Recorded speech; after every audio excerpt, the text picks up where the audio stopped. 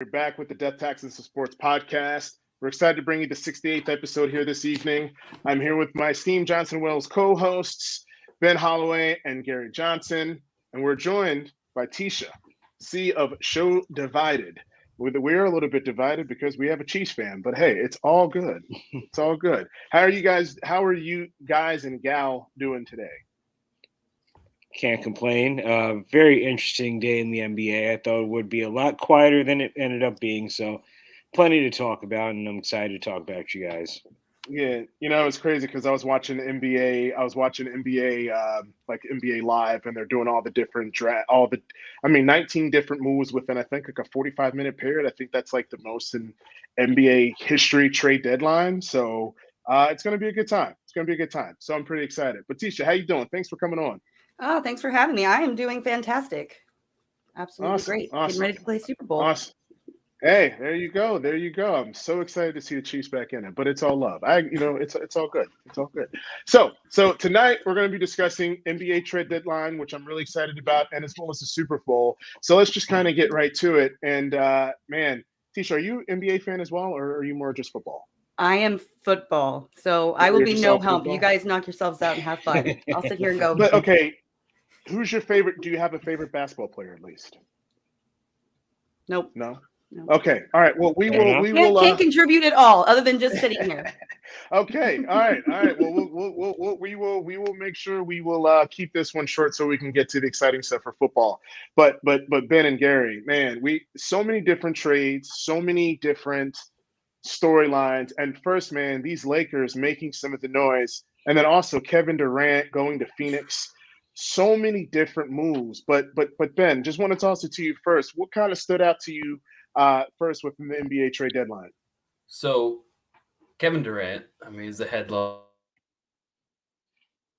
But here's the crazy part to me. Between the top four players now on the Suns, you have Chris Paul, you have Booker, you have Durant, and you have Ayton. I'd argue that if three of them are healthy, Chris Paul being one of the three. If three of them are healthy in the playoffs, they're going all the way. Like, you don't even need all four. Like, that is a stacked top four. CP3, Chris Paul, seems to get hurt at the worst time all the time. But if he is one of the three that's healthy in the playoffs, it's his best chance to win a title, hands down. We know that. And to be honest, Kevin Durant, you haven't won a ring without Steph Curry yet. So this is your opportunity to get a ring without Curry as well. But yeah, Phoenix vaults to number one contender in the West for me. Yeah, and just real quick, Gary, like, don't you kind of feel this is like the season of like the what ifs, right? It's all going to be depending on can teams stay healthy. I think that everyone, except for maybe the Nuggets, have had to deal with some type of injuries. Devin Booker has already missed 21 games due to injury. I mean, it's all going to come down to health, and it's just kind of a flip of the coin. No, you're absolutely right with that. Health has been. If you look at the records in the NBA this season to this point, you have so many teams closer to 500 than you normally would by this point. And that's largely due to, a lot of star players being out for extended periods of time. This is the war of attrition. This season really is. And to your previous point, this will go down as some of the greatest what ifs and some of the greatest failures that we've ever seen in the history of the NBA. As far as first of all, I went to bed and Kevin Durant was still in net. And then I wake up and I go on Instagram and the first thing I see is him in his Suns uniform. And I'm like, wait, what? And I was up for that West Coast. I was like up and I was like, oh. Yeah. I went to bed last night and I woke up at 6:45 this morning and saw that. And I'm just like, excuse me? What just happened here? So, once I saw that happen, I'm like, this day's going to get real interesting. And, for me, my Lakers, our Lakers, Jeff, they reloaded. They did exactly what they need to do to take themselves out of not being in the playoffs to at least, I think at this point, they're not going to catch anybody at the top, but they can be a solid 5 or 6 seed at this point. The biggest thing. Sorry, Jeff. I was going to say. Go ahead. You go. No, okay. Thank you, Ben. Thank you, buddy. No, D'Angelo Russell, right? Just real quick. There's a lot of excitement about it, right? The man's averaging, I think, 18 and 6, 18.6 assists per game, right? And he's probably shooting the most efficient from the floor. But there was a very interesting stat that I looked up, right? 1.3 and 4.3. When he is on the court, right? They give up an average of 1.3 points per 100 possessions when he's on the court. But when they're off, they actually outscore their opponents 4.3 points per 100 possessions when he's off the floor, right? That's a huge swing. So, Darwin Ham is going to have to really try to find some ways to really be able to mitigate some of his defensive deficiencies, but I think that he can do it. But go ahead, Ben, and then Gary, and then we'll keep it going. The biggest thing that the Lakers did was get younger. Yeah. So they got like 5, so I got it down because I wrote down the ages. So Mo Bamba, 24. Jared Vanderbilt, 23. Malik Beasley, 26. D'Angelo Russell, 26. Wenyen Gabriel, which I'd never heard of some of these names, but they got a lot younger, and some of these names have actually played pretty well. D'Angelo Russell is 26, and they traded away 2 34-year-olds, Westbrook and Beverly. One of the biggest problems is they've been so slow. They're so old. You got young, man. You got energy. You got, that's the biggest thing to me. And obviously getting off the Westbrook contract. Yeah, definitely. I mean, thank God they finally got off of that. But I don't know. We'll kind of see where things are going. But we'll definitely have to do more of a NBA trade deadline special because we could talk about this forever. So it'll be really, really exciting. But just Ben, Gary, real quick. 10, 15 seconds. Any other kind of final thoughts on the NBA trade line before we throw it to Tisha for football? I thought the Pelicans made a decent move getting Josh Richardson, pretty good guard, gives them a little bit more depth behind CJ McCollum. So I thought the Pelicans made a under the radar move, but I think it could definitely help them. No doubt. Gary? I'll just simply say for Brooklyn, yes, you had 3 of the top 10 players in the game at one point and then lost all of them in the matter of 3 years total. That does suck, but you picked up a lot in the draft and as far as draft haul goes. So, who knows? I think you guys will be all right in the long run. And, and we have a couple comments here, and my brother-in-law, John Baptiste II here, is a LeBron hater. He's one of the biggest LeBron haters. Real estate bodyguard, yes, I'm talking to you. Say, now that LeBron got the record, we can get back to playing basketball versus stat stuffing. That man is just a hater. He's one of the biggest haters of all time. Ben, I think you met him at the wedding. He is just a true hater. But, hey, it's all love. There, I called you out. So, Tisha. Football. Let's get to some football here to one of my favorite Chiefs fans. This is going to be super, super exciting to talk about the Chiefs. So what is going to be your favorite storyline for the Super Bowl? The Kelsey Bowl. That's the most important one. Come on. I actually called it I don't know, a little while back. I said when it kind of got closer, I was like, man, wouldn't it be neat to see those two play against each other? In arguably what is probably Jason's last year. So, I mean, can you imagine how their poor mama feels? I couldn't do it. She's handling it like a champ. I mean, I'm sure it's super exciting, but at the end of the day, one of them's not going to win. So there's heartbreak and triumph. So it's going to make for really interesting Thanksgiving dinners for sure. Okay. But always, gotcha. I would like to see Travis get the bragging rights. I don't know if you watched their podcast or not, but he talks a lot about getting beat up by Jason when they were kids. So I'm hoping this can be some redemption for him. But finally get to say, I got you, bro. Okay, there you go. Who's your favorite Chief? I'm just curious. Is it Travis Kelce? Kelce. I have a kid. I'm looking at. And I think you can look at the 87 jersey that's hanging up in the background. That might be a key indicator of who she's a fan of. Just throwing that out there. I missed it. Oh, I'm sorry. I missed it. But Gary, go ahead. What's one of your favorite storylines than Mr. Ben Holloway himself? Tisha called it the Kelsey Bowl. It's also the Andy Reid Bowl. I think the ghost of Andy Reid's past have now come to play against him on the grand stage, which I think is very interesting. I know we're going to talk about his legacy next, but I think this game, as much as he may downplay it, I think to be able to say that he got one over his former team on that level, I think would be huge for him. And really, if he was to ride off into the sunset at that point, nobody could really blame him. Cheers to that one. Cheers to that one. Ben. Yeah, I'm gonna have to go with the same. I think Andy Reid versus the team he was the head coach for 14 years, I believe. And to Gary's point, we're gonna get to it right away. But to me, yes, the Kelsey Bowl is cool, and that is awesome, and that's definitely a story. And I think it's pretty clear the two biggest storylines on a high level is Reid versus Philly and the Kelsey Bowl. So I think we got that covered. Nice, nice. You know, I think for me, even though Jalen Hurts made a kind of the wrong choice in a fraternity that he wanted to join, part of Omega Psi Phi, I think so for me. Just all I'm just going to say is that I think just the storyline as far as just his comeback, right?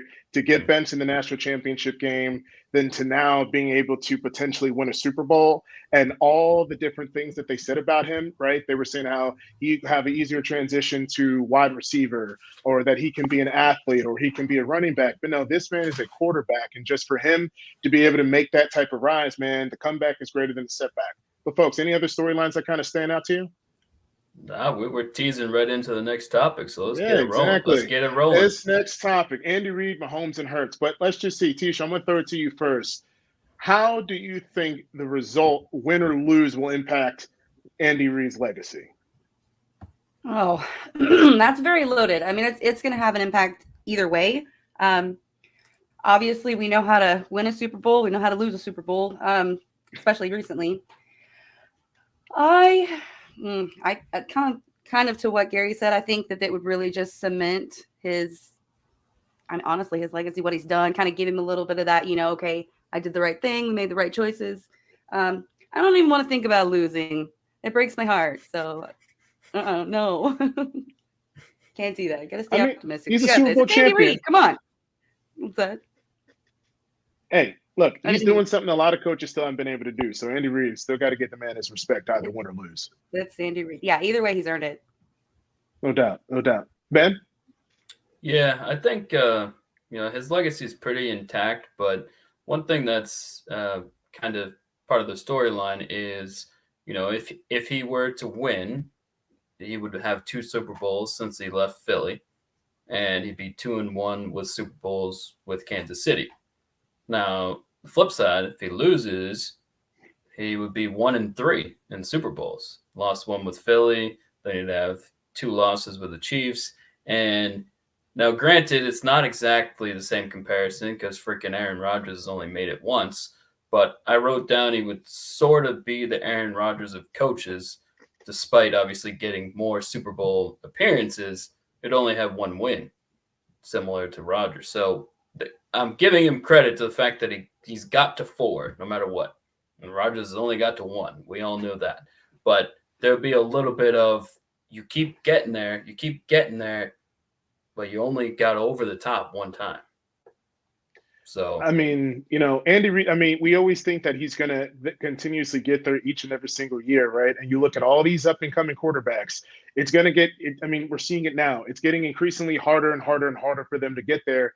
There's no guarantee they'll ever be able to get back there again. So when that window's open, you got to be able to take advantage of it. But Gary, what you got? You're talking on mute. No. There you go. Sorry. I was answering something else. Sorry. I was going to say, as far as Andy Reid is concerned, like I said, it would be nice to have the Eagles scalp on his mantle as far as his championships are concerned. It'd be lovely, it'd be easy for him to ride, like I said before, it would be easy for him to ride off into the sunset after that, if he so chooses to. I think a loss, it doesn't damage it because at least he's gotten there many times, whereas we have a lot of one-and-done coaches. We have especially a certain one-and-done coach that is returning into much hype in the Mile High City, but I digress. Kyle Shanahan's another name. For as much of the genius he is, he's only been there once. Shanahan, Mike McCarthy, there's that other Shanahan did his thing though. Point being, Andy Reid has been one of the constants, and he's the lovable old man of the NFL. Like he's just that guy, and everybody kind of roots for him no matter what. And I know Jeff, you may not root for him, but as a consensus, like there are certain guys that are just universally liked. I think Andy Reid's one of them. I think in baseball, Dusty Baker's one of them. But just those types, I feel like are the ones that you kind of want to root for. And that's not a knock on Nick Sirianni or anything like that. I think his time is coming, but I think it would be nice to have a second ring on his resume. Not that he's not a Hall of Fame coach as it is. Just to that thing, I'm gonna give a little bit of pushback with Nick Sirianni. I mean, he's been a great coach, but like we said before, I think they've really had maybe 4 truly impressive wins during the regular season and had a relatively soft schedule. And there's no guarantee that Jalen Hurts is going to be able to get back there again next year. So I don't know, man. That division hasn't had a consecutive winner in that division since 2006? But go ahead, Ben. 2004 or 2004. Excuse me.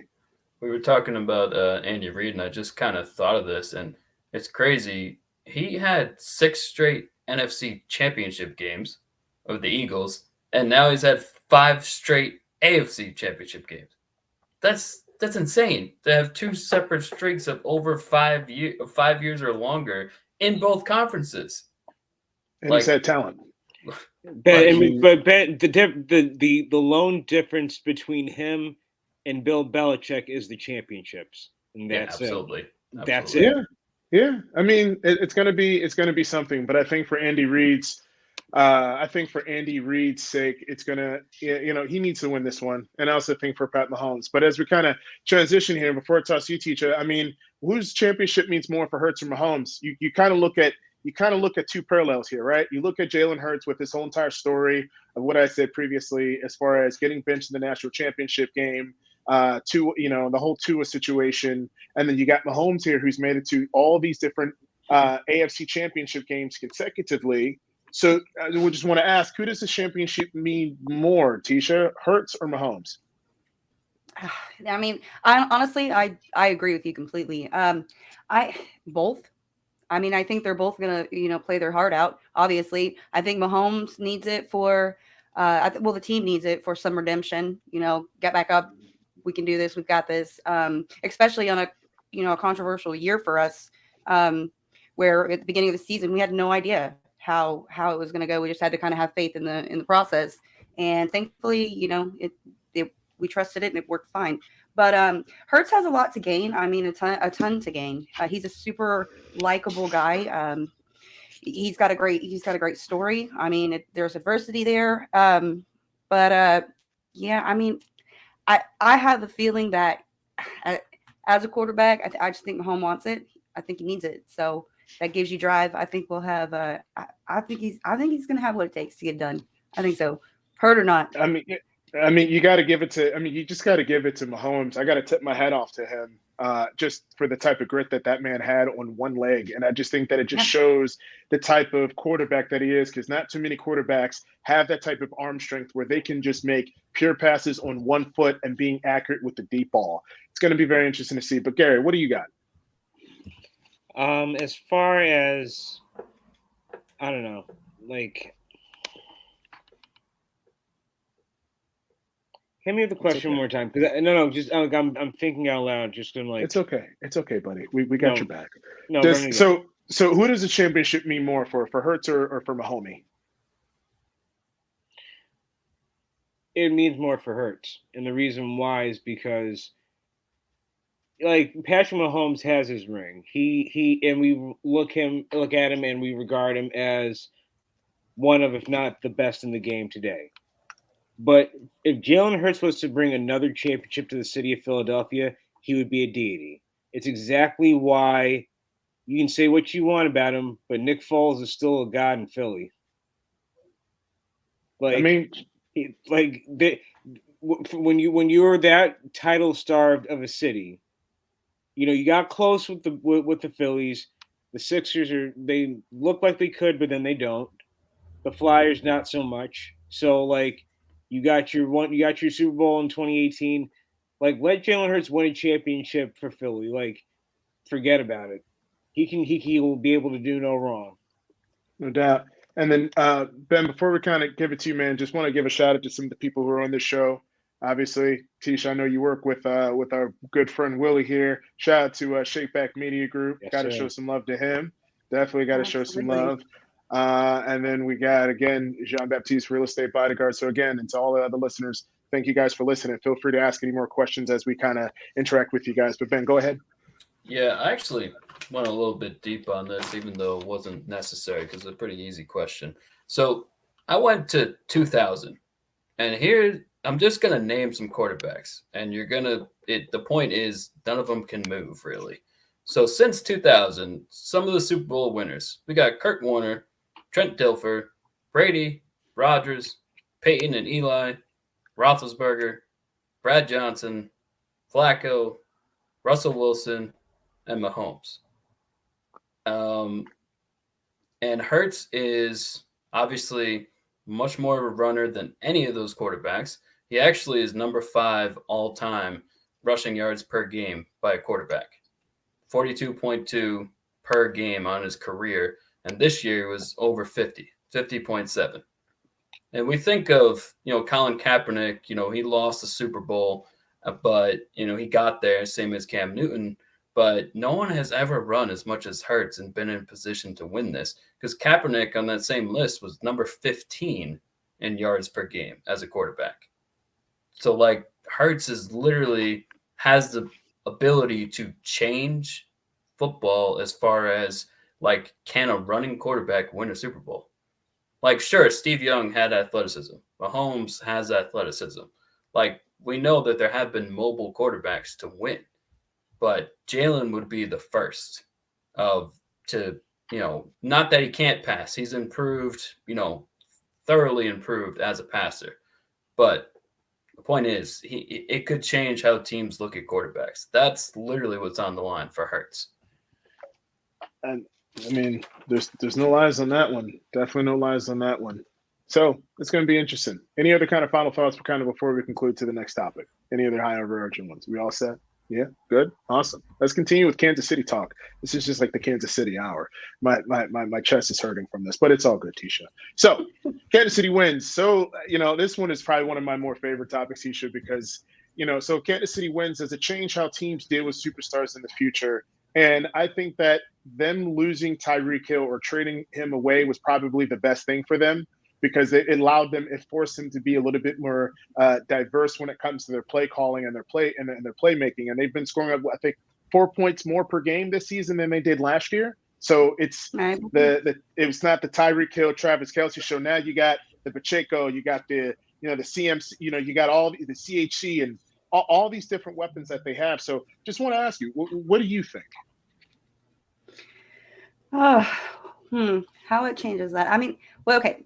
Let me see how to phrase this here. What do I think here? I literally remember throwing some shade on Twitter when the Russell Wilson thing happened, and I shouldn't have done that, because it was not that long after that I kind of, like you said, I woke up and I was like, wait, we did what?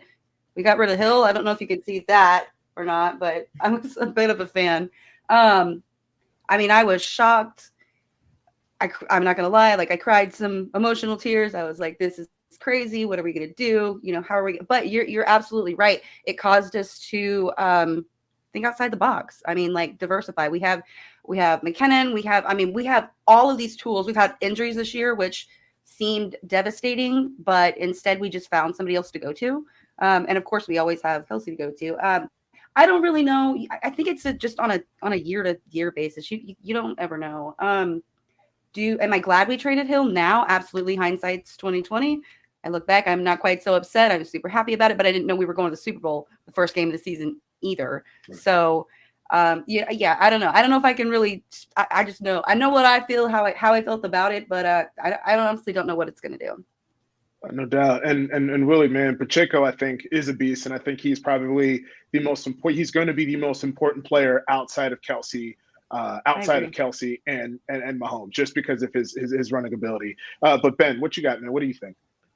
Yeah, I mean, just think about, two of the top 5 wide receivers in the league, easily. Tyreek Hill goes to the Dolphins. They had a good season. I mean, let's be honest. Tua's injury definitely. We don't know what that season would have been. But point is, they get him. They lose in the first round. The Raiders get Devontae. They're a hot mess. Sorry, Willie. But it's one of those things that, you know, but on the flip side, A.J. Brown, the Eagles give up a first round pick and get A.J. Brown. So it can work too. So it's kind of like both sides of it. I think that as far as I don't think it's going to change that much because of we have that example that's literally in real time right now, A.J. Brown. So it's not you can't trade for a superstar wide receiver and it not work.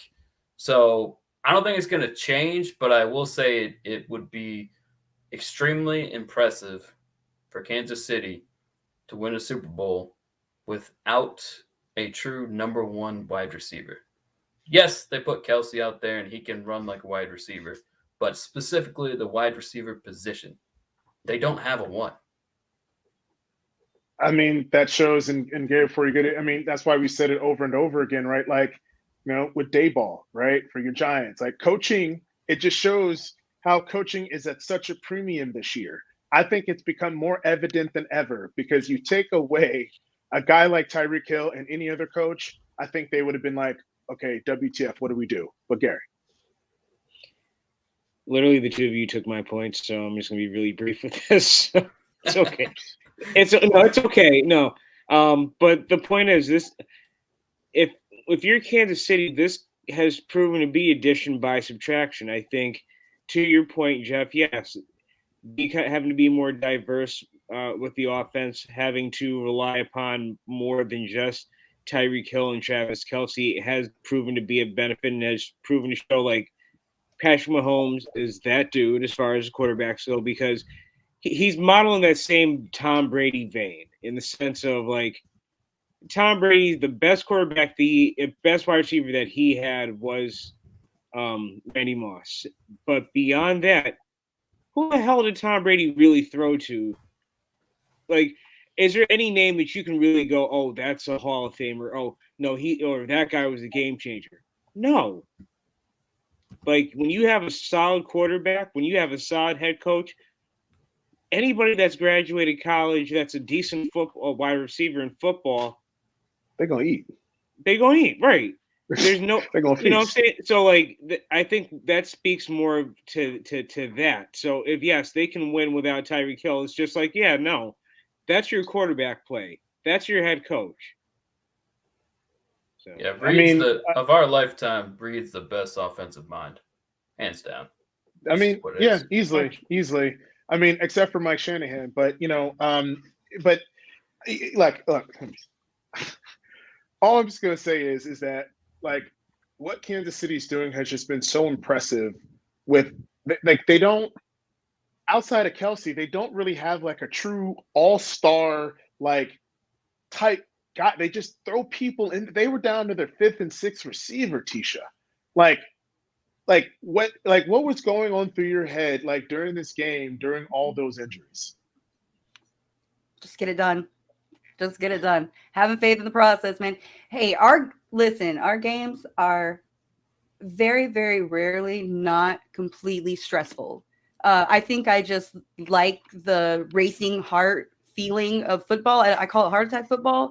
I don't really like it, but I mean, apparently I'm slightly very addicted to it because, when you're up 20 points or whatever, you walk around and go in here. But when it's that close and that, I mean, honestly, that's what it's all about. Just the thrill of, can we get it done? How are we going to do it?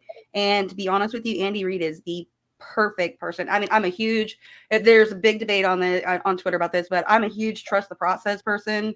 It's hard to sometimes. It doesn't always seem like the right thing, but for some reason it has just always lined up, whether it's Mahomes doing Mahomes magic, Veach, Reed, whatever, we find a way to make it click and get it done. So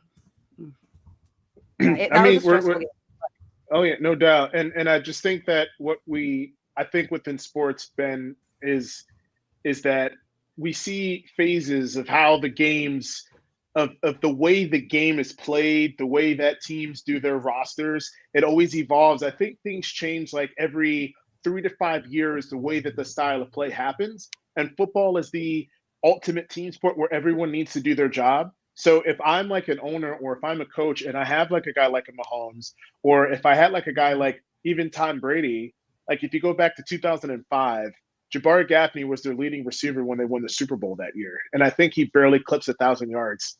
So it just kind of shows you, as long as you have that quarterback, it almost does matter to an extent because you still need receivers that can separate. But outside of that, Ben, like, what are your thoughts?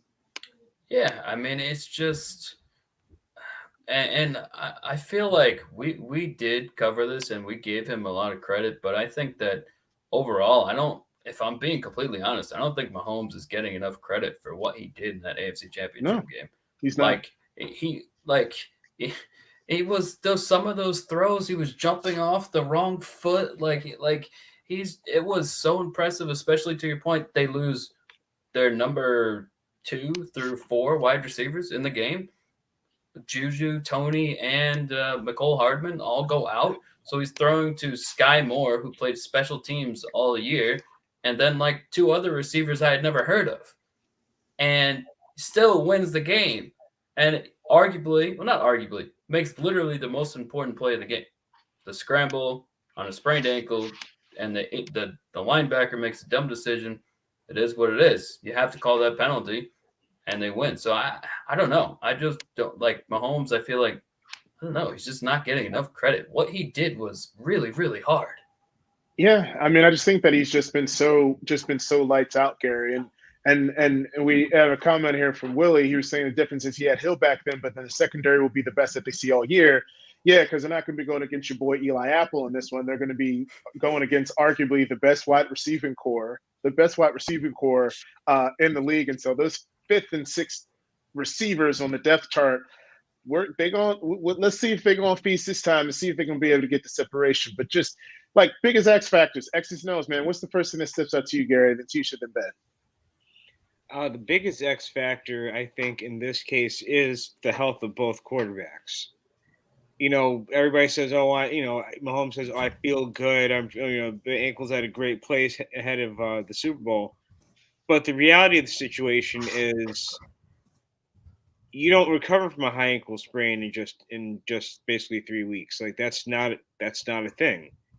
So my biggest thing is, can that defense make him uncomfortable? Can they force him to move and really like test that ankle and see just how accurate he can be on that compromise?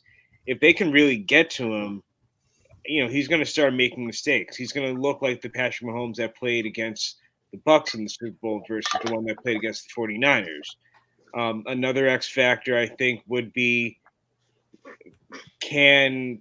like I said, we mentioned Patrick Mahomes and his 4th, 5th, and 6th options. Like, can he spread the ball around to enough people to tire out Philly's defense? Like, those are two, in my opinion, the two biggest things that are going to decide this game on Sunday.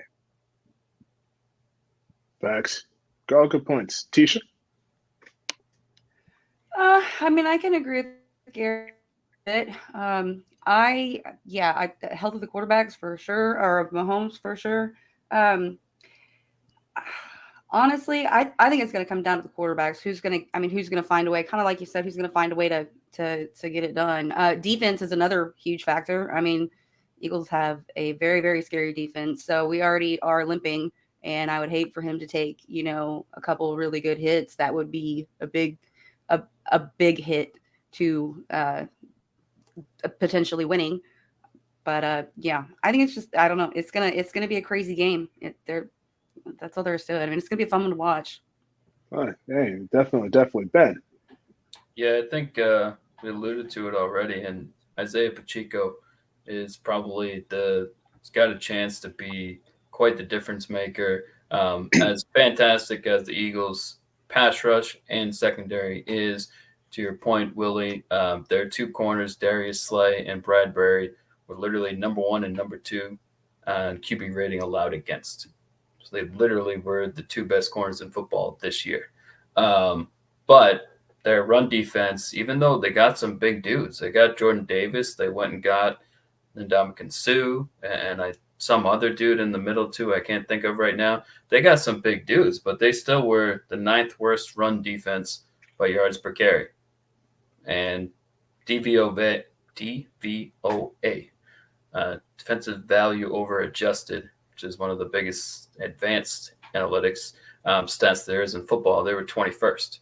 So like you got to run on them, and especially with a quarterback that, you know, his ankle, to your point, is not going to be 100%. So it's going to be in a better shape than it was against, you know, the Bengals, because he's had a couple more weeks. But it's impossible for it to be number 100%. As far as the Chiefs go, I think Chris Jones, who was phenomenal in the AFC Championship game, he played amazing. He's a big difference maker, because I think they also kind of, when he's playing well and kind of wrecking the other team's offense, like it gives the whole team energy. He's like a spark plug, it feels like, for the whole. And hopefully Kadarius Toney makes it through the game, because to me, even though even when he's healthy, they only have him in about 50% of the snaps, but he makes plays, man, and he's got a lot of speed. If he can, you know, stay healthy the whole game, which granted he's practicing and Juju Smith-Schuster is practicing, so we're happy about that, and hopefully those guys, you know, can make it through the game. But Tony is another man. Like if he stays healthy, like, I mean, he literally has the potential to get like 2 touchdowns on only like 4 catches. Like he's that good. He's athletic. He's fast. So big X factor there.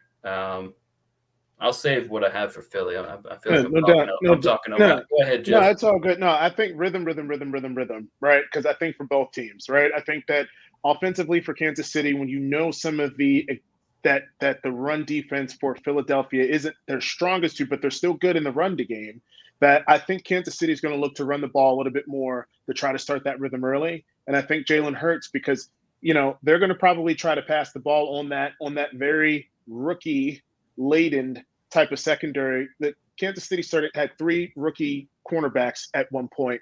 So I look for the Eagles to really try to get that rhythm going, because they didn't dominate the 49ers. And we said this, and I get a lot of slack for it. Like it was 31-7. They dominated the scoreboard, but but dominating is not just fixed. It's varied, right? They only had 268 yards of total offense against that team, right? The 49ers, you know, they had 11 flags for 85 yards, and Philly worked on a very short field on a lot of those instances, and they only average about 3.8 yards per carry. So, or per play. The thing is, I don't care high school, college, or the NFL. Like, it doesn't matter who you have on your offense when you literally can't pass the ball. They threw the ball twice in the second half. Like, come on. Yeah, the Eagles defense played well because they knew every single play was a run.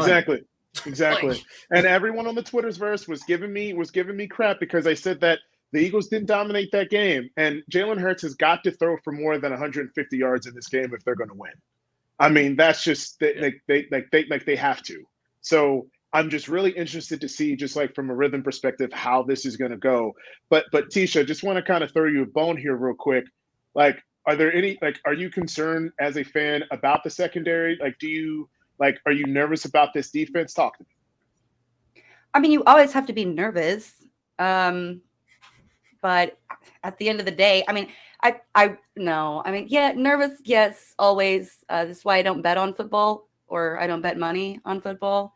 But I mean, I have faith. I really think we'll find a way to get it done. I really do. Just at the end of the day, for me as a Chiefs fan, I've seen it a lot. Things like started falling together. You know, I'm sure you guys all know with the Mahomes. I don't know if you remember or not, but he came out on the first year he really played, and he said, I didn't even know how to really read a defense. So this guy's evolving like crazy, and I've seen it and I've watched it. So you have, like you said, you have Hill and you have Kelsey, and that was basically if you can't get it done, go to Hill or Kelsey, you know. So that's I mean, he built his he basically built his playability on that. Well, he lost Hill, so what did he do? He's learning to evolve. He's learning to go to different places. He's learning to do different things. So I have faith overall, but am I nervous? Sure, absolutely. If you weren't, then you're crazy. If you aren't, then you're crazy. Hey. Sorry, I said that different. No doubt. Gary, anything kind of else like stands out to you from like an X's and O's perspective, specific on offense? I'm kind of curious your thoughts. You're on mute again, Gary. Sorry, one more time. Okay. I think that the running game for Philly, like, it's been one of those by committee all season long and everything like that. But somebody has to be like, is it Miles Sanders? Is it Boston Scott? Is it like, it's like, who's going to be that guy for Philly? Because as much as I want to trust Jalen Hurts for, to throw better than what he's done thus far in the playoffs, I don't know. Like, you have these weapons, but you haven't really unleashed, like, not since like earlier in the season where I'm like, AJ Brown was having such an impactful year to a certain extent. But then you look at Devontae Smith, and Devontae Smith the year prior was having a more impactful year, and now he's just kind of in the middle there. So he's kind of lost in the clouds. Like, we're trying to figure out, can Jalen Hurts do what he needs to do with these weapons on this stage? I think that's a big factor for me as well. But Ben, what about you? I was just gonna say, like, it just sort of just came to me, but Jalen Hurts, as amazing as a season as he has had, and at the improvements that he has made to his passing game, all of that is true, and he is probably the most improved player in the NFL. All of that said, if he loses the two most famous games of his career, he would have lost. Like, well, no, sorry. He didn't lose the national championship game, but he got pulled. So he didn't win it either. And then this game, when everything is set up for him, they have all 22 players that started week 1. 11 on offense, 11 on defense. Everybody is healthy. And combine that with arguably a better roster. If you don't win this game, like, no one is going to remember anything that you did this season.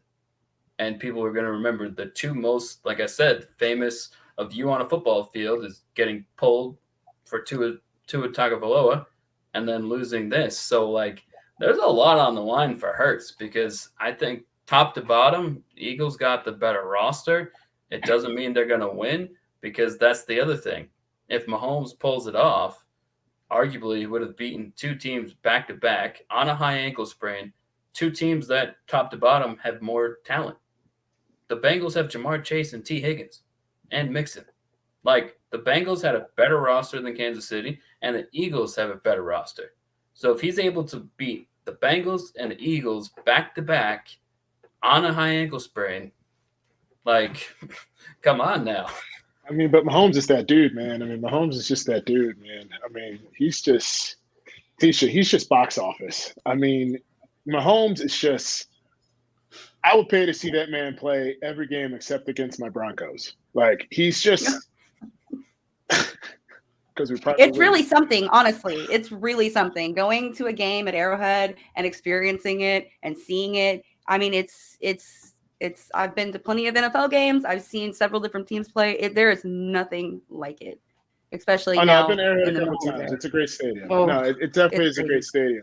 No doubt. But let's just kind of toss the tea here, like Super Bowl predictions. Take a little time for this one here. Like, who wins and why? I wonder who you're going to pick. Well, oh my goodness. Let me think about this. Okay, well, the Chiefs by 1 million. I'm just kidding. It's gonna be, I don't think it's gonna be a shootout game. I mean, if we don't come out and just knock them in, I mean, we have to get touchdowns. Goals are not gonna work. got to get touchdowns. If we don't do that, if we can get touchdowns and just keep pounding it in, I mean, I think we can. I think that we can wear them down. I think we'll do okay. I still think it's going to be a super close game. I'm not going to do a score prediction because you never know. I just need us down 20 at halftime and come back and win. So you don't ever know. I try not to. Huh? No, you gotta, we ain't gonna hold you to it, but you gotta give. No, we are gonna hold it to. No, we're gonna hold you to it. I'm pretty sure I don't like to do this, but I'm pretty sure I predicted the last one, but I don't think I have any proof of that. So, yeah, you can cash receipts in. It's fine. I don't know. I think it's going to be I don't know, probably I think it's going to be like a one. I think it'll be a touchdown. No, I think it's going to come down to a field goal somewhere in like the low 30s. Okay. So, and another question. I'm not going to do it. I'm not going any further than that. Just one more question for you. Just one more question for you before I toss it to Ben. Over under 250 yards passing for Mahomes. I mean, I think so. Yeah, I don't do sports betting, but does that mean over? he's going to get it? Yeah. Yeah, I'm saying so. You got the over. Okay. I mean, it's possible. I don't know. We'll see. Right. I don't know. I don't think it's going to be a blowout game for us. I think we're going to have a work cut out for us, but we'll see how it goes. You never know. All right. I respect it. I respect it. Ben? Yeah, I was just gonna, if I can, well, I'm gonna do it anyways, even if I can't. I'm gonna go slightly back to the last one, just as far as X factors, not numbers, but I think for the Eagles, I don't think the Chiefs are gonna let AJ Brown do his thing. I just don't think that AJ Brown's gonna go off. I think for them offensively, Goddard and Devonta Smith might end up having better games than AJ Brown. And I think Goddard is still somewhat underrated. Like, he's a top 7 tight end. Like, he's really, really good. So I just think that the Chiefs, Spagnuolo is smart enough to eliminate the one. AJ Brown, I mean, here, I say this, and AJ Brown's going to get 120 yards. But I just think that it's going to be the other guys for Philly on offense. That's just my take on that. As far as the prediction, I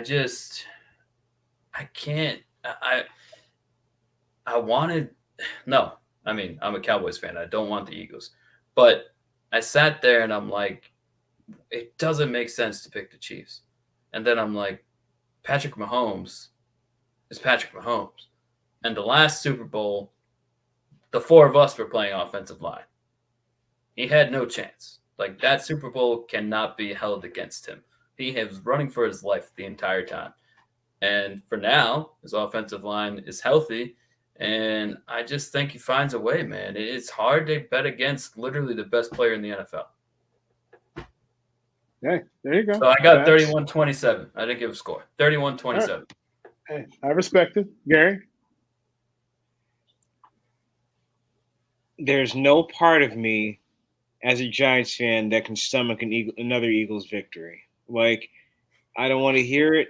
It's not going to be fun. Like, Tisha, you can agree. It'd be like watching the Broncos win a Super Bowl, or Jeff, it'd be like watching the Chiefs win another Super Bowl for you. Like, there's no part of this that's really enjoyable if they win. My biggest thing is this.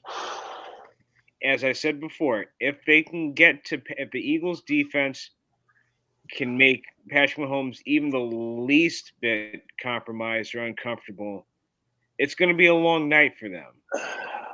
Saying that, I'm going to go Chiefs 27. I see you, Tisha. I saw that. Sorry, Gary. I'm going to say Eagles 27, Chiefs 24, and I don't feel good about that. Tisha, I'm sorry. I'd rather be the Chiefs. Trust me, I'll be completely happy if I'm dead wrong about this. But can I say something really quick, just super fast? Go for it. Go for it, Chiefs fan. Please pick against us. Please do. Everybody is. I mean, if you watch Sports Talk Radio, if you watch it, Eagles, let's go. And you know what? I love that. Please do, because that's fuel to our fire.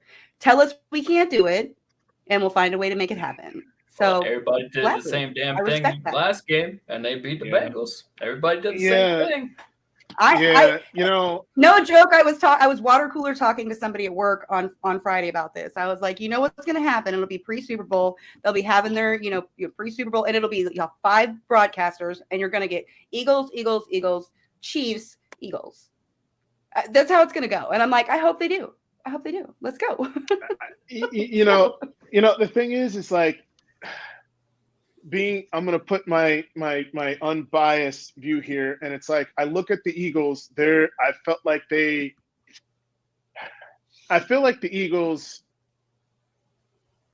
they had a very easy schedule. I mean, like we've said it all year. They've had a very easy schedule. They've had 4 games where they play top 10 quarterbacks numbers wise. I believe they were saying on ESPN, and they didn't dominate the Eagles. Not the Eagles. They didn't dominate. They are the Eagles. They didn't dominate the 49ers. And I really think that if Brock Purdy was playing, I really think the game would have been drastically different. And I really think that the 49ers probably would have won that game if Brock Purdy was playing. So I like to call it for what it is. And I think that the Eagles are a kind of an overhyped team based on their record due to the teams that they have played and the way that they have played in some of their games.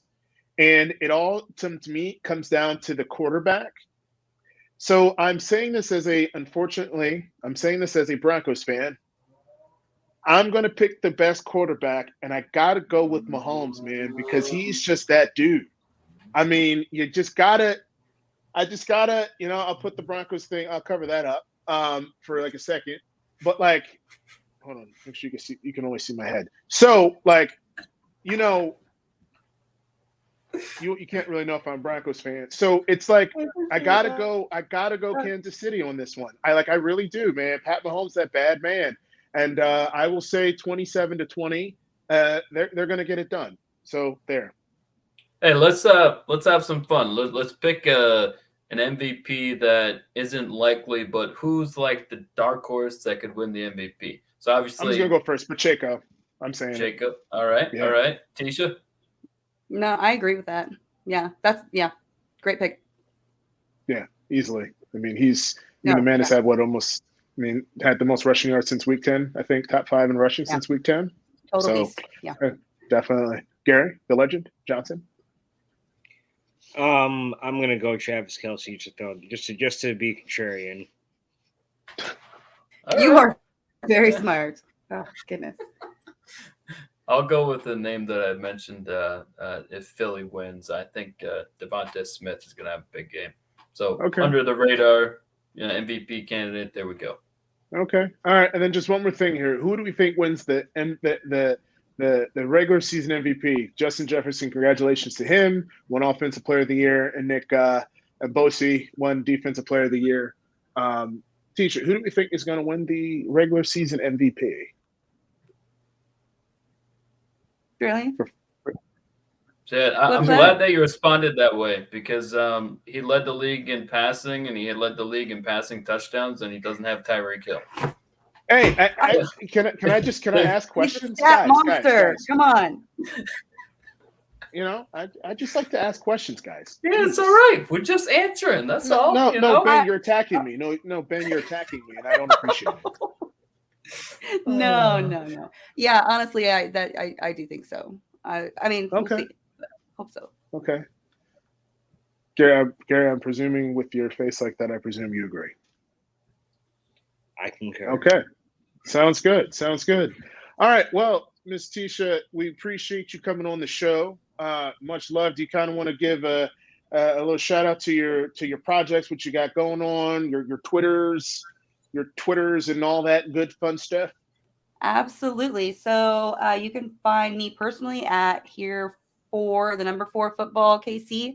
As you said, I co-host a show Divided with Willie Epstein Jr. with Shakeback Media Group, so you can check that out. And other than that, I just love football. Nice. No, we definitely appreciate it. Thank you for having me. I've enjoyed it. I really appreciate it. No doubt. And hopefully next time I see you, the Eagles do win. I hope the Eagles do win. And it's kind of funny though, because Chiefs by $1 million. Yeah, you say what? Chiefs by $1 million. it's kind of nice to have someone from a division rival because Benny Boy and Gary the Legend Johnson are both from the same division. So I've been kind of on a little island over here. So it's great to talk just a little bit of kind trash talk, just a little bit, just a smidge. Love it. I can't really talk trash because we've been terrible. So absolutely You terrible. Sean can. Payton to the rescue. Hey, Sean Come Payton, buddy. on. Come And on. Russell Wilson, no more private quarterback coaches. By the Thank way, God. the way I loved how Payton answered that question, by the way. I thought Oh, it was great. that was It's awesome. great. He's like, oh, I don't know about that. Well, it's not going to happen here. Like, Yeah, that ain't happening here. Nope, not today. Like the Kimbe Matum, no, not today. Anyway, so No. all right, y'all. So thank much love, Tisha. That's a wrap for tonight's episode. We want to thank all of our supporters. Stay tuned next time for our next episode. Hold on. Shout out to Brian Daboll being named Coach of the Year. Ha! Oh, really?